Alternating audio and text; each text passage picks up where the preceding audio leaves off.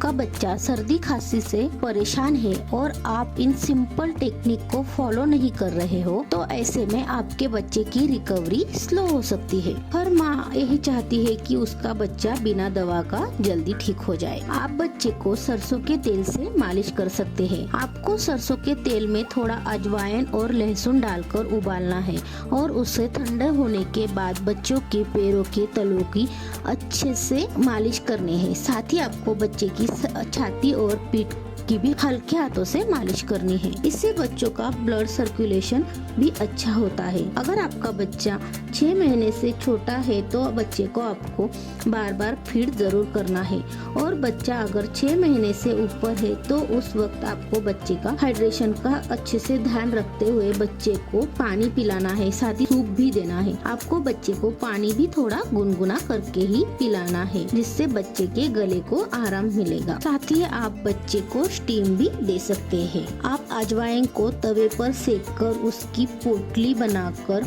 उसे थोड़ा ठंडा कर बच्चे की छाती और पीठ पर भी सेक सकते हैं, और वो पोटली बच्चे के सिर के पास रख सकते हैं। इससे भी बच्चे को आराम मिलता है। क्या ये आपके बच्चे की पहली सर्दी है? कमेंट सेक्शन में जरूर बताएं। ऐसी ही इंफॉर्मेशन के लिए लाइक करें, शेयर करें और सब्सक्राइब करें। Thank you for watching.